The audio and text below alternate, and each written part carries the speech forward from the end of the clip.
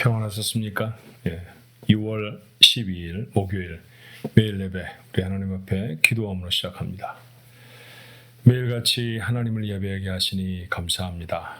예배 시간을 잊지 않고 하나님 앞에 나와 주의 말씀을 마음에 담고 우리의 삶의 버거운 문제들을 하나님 앞에 아뢰는 성도들의 심령을 살펴주옵소서. 오늘도 간절한 기도는 주의 전에 닿게 하시고 열려진 심령에는 하나님이 직접 하시는 말씀을 담을 수 있도록 복을 더하여 주옵소서. 예수님의 이름으로 간절히 기도하옵나이다. 아멘. 찬송가 539장입니다. 너 예수께 조용히 나가. 주님께 조용히 나가 기도하고 주님께 조용히 나가 그 말씀을 받으면 우리의 삶에 복이 될 줄로 믿습니다. 우리 하나님 앞에 한번 같이 찬송할까요?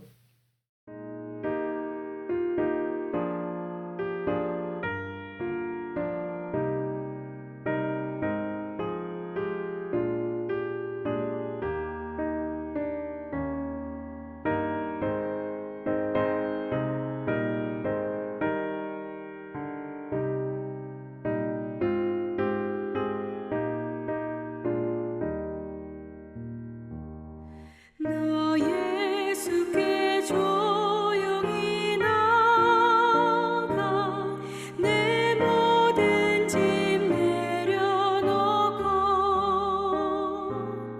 주 십자가 사랑을 믿어 죄 사함을 너 받으라. 주 예수께 조용히 나가 내 마음을 쏟아 놓으라. 늘 은밀히 보시는 주님 그 은혜를 베푸시리.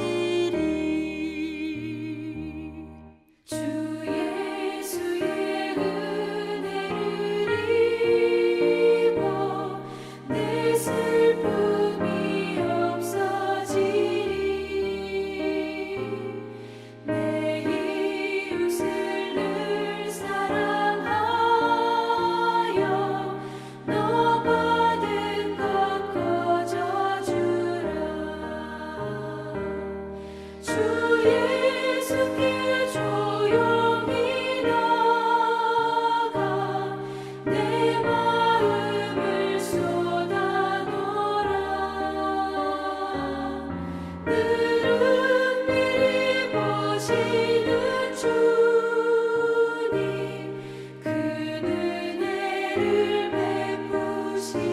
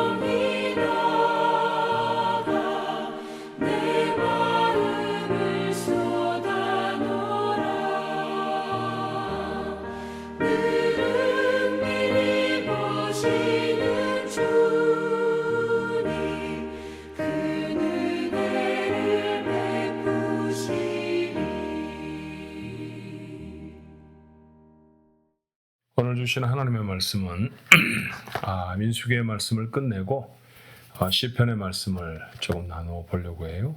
시편 73편 1절로부터 14절까지의 말씀입니다. 시편 73편 1절로 14절의 말씀입니다. 한 목소리로 같이 읽죠. 하나님이 참으로 이스라엘 중 마음이 정결한 자에게 선을 행하시나 나는 거의 넘어질 뻔하였고 나의 걸음이 미끄러질 뻔하였으니 이는 내가 악인의 형통함을 보고 오만한 자를 질투하였음이로다.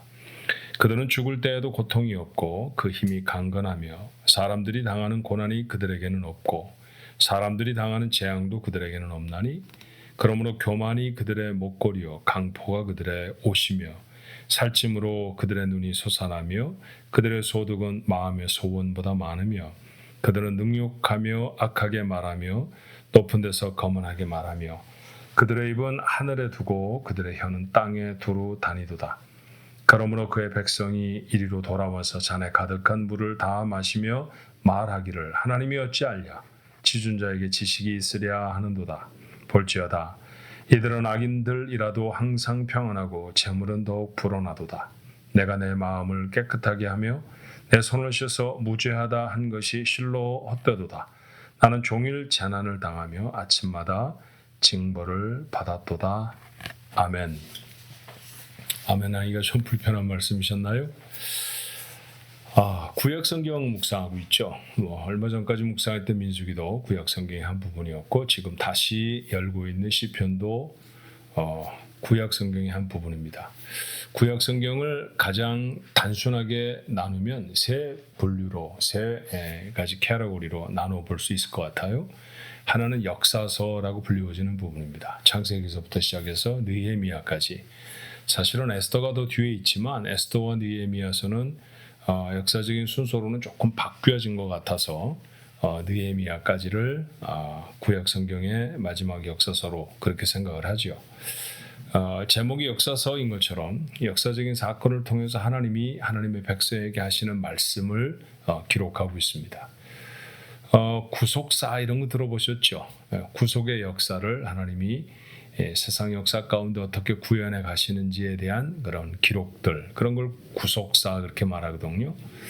사실은 구속사와 세속사의 구분이라는 게 제 입장에서는 제 견해로는 그렇게 명확하지는 않답니다. 세상의 모든 심지어 하나님을 알지 못하는 나라와 민족 또는 그 나라를 지도하는 지도자들까지라도 모두가 다 하나님의 섭리와 하나님의 다스림 속에 있다라고 하면 세상의 역사는 우리가 영어로 부르는 그대로 His story, 하나님의 사건인 것이죠. 자, 그런 사건을 통해서 백성을 교훈하는 말씀이 바로 역사서입니다.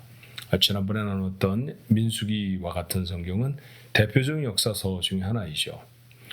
두 번째 캐러고리는 두 번째 또 다른 그룹의 성경은 시가서라고 불리워지는 성경이 있어요. 우리가 지금 나누고 있는 시편, 그리고 이 앞서서 기록되어 있던 욥기, 잠언, 전도서, 또 아가와 같은 성경이 그렇습니다.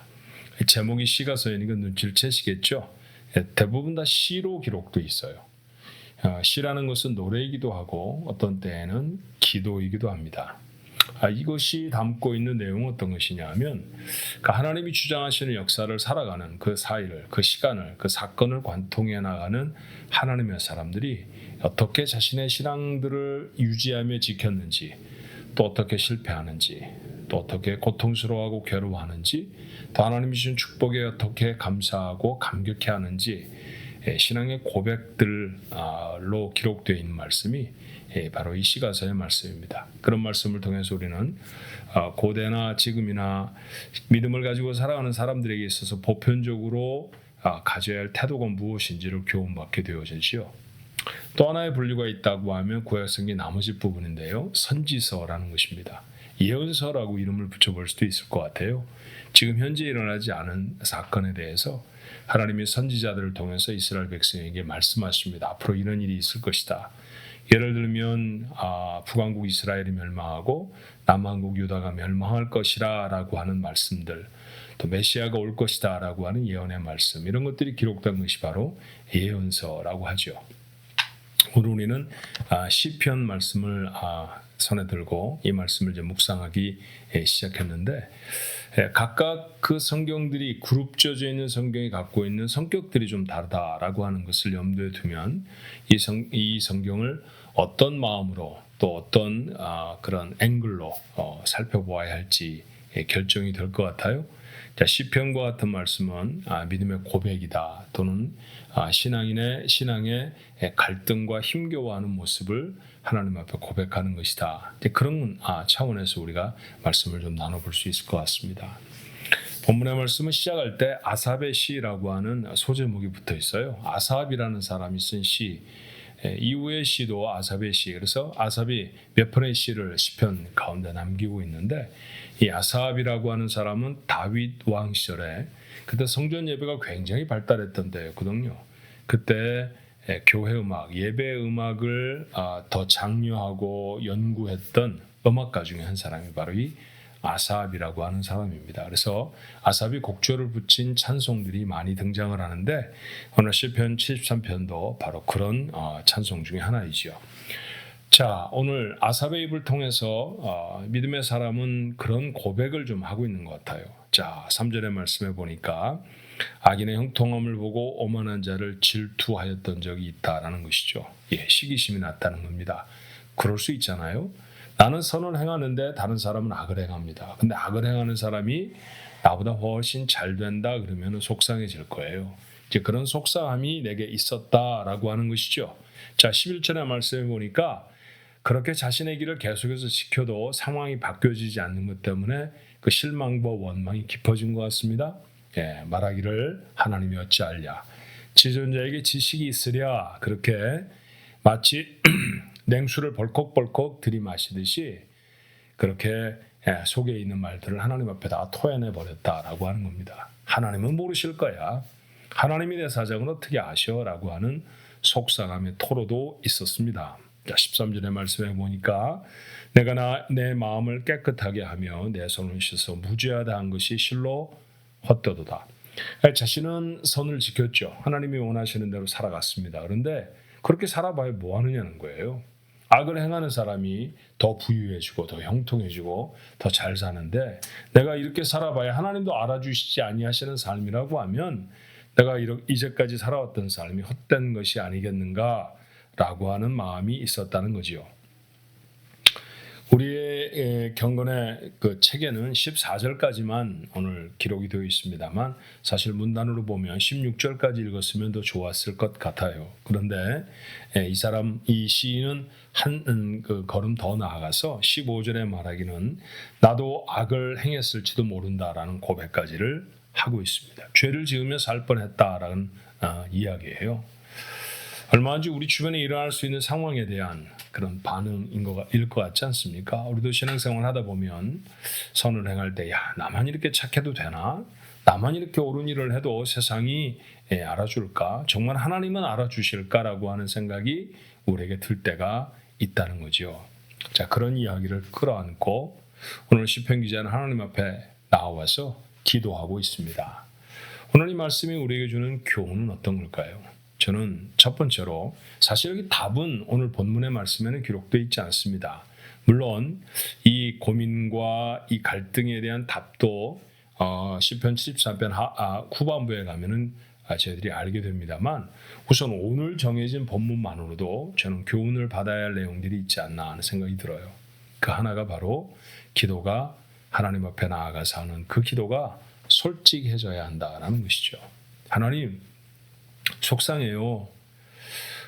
나는 선을 행하는데 늘 좀 힘들게 살고요. 저 사람은 악을 행하는데 참 잘 되잖아요. 부자로 자꾸 살잖아요. 하나님, 왜 이런 걸까요? 하나님 정말 제 사정 아세요? 그렇게 나아가서 기도했다는 거죠. 굉장히 솔직한 기도인 것 같아요. 기도라는 것은 하나님과 대면하는 자리입니다. 하나님 우리의 모든 사정을 다 아시죠. 우리의 속에 마음은 따로 두고 겉으로 표현하는 것만 마치 모범생인 것처럼, 정답인 것처럼 이야기하는 것은 어쩌면 바른 기도가 아닐 수 있다라는 생각이 들었습니다. 오늘 이 시편 기자처럼 우리의 삶에서 안고 살아가는 신앙적인 갈등, 회의, 두려움, 그리고 자칫 실수했을 것 같은 그런 상황들조차도 하나님 앞에 다 아뢰는 거죠. 내가 지금 잘 믿어지지 않는 것도, 내가 연약해서 자꾸 넘어질 수밖에 없는 상황도 하나님 앞에 다 아뢰고 그대로 솔직하게 아뢰는 것, 이게 바로 기도의 모습이 아니겠나 하는 생각이 들어요. 또 두 번째로 우리가 얻을 수 있는 교훈이 있다고 하면 어떻습니까? 시편 기자는 지금 속상해 있잖아요. 오늘 이 시편 73편을 기록한 아삽, 속이 상했다는 얘기입니다. 선을 행하는데 하나님은 알아주시는 것 같지도 않고, 그리고 세상 속에서 선을 행하면 당연히 잘 되고 악인은 잘 못 돼야 되는 것인데, 그런데 반대로 자신은 자꾸만 쇠해져 가고 자기는 어려워져 가는데 악을 행하는 사람은 점점점 더 나아지는 형편을 보면서 속이 상했다는 이야기죠. 자, 그렇게 마음이 상했습니다. 건강한 마음이 아니라고 생각하실 수도 있어요. 예, 그럴 수도 있죠. 그는 지금 아주 두터운 믿음, 그럼에도 불구하고 제가 여호와를 찬송합니다, 하나님 의의 길에 서겠습니다라는 고백이 아직은 없는 것으로 보면 아쉬운 마음이 살짝 들기도 하죠. 근데 여러분 어때요? 오늘 시편 기자는 이 어려운 문제를, 자신의 믿음의 갈등을 어디서 해결하려고 하나요?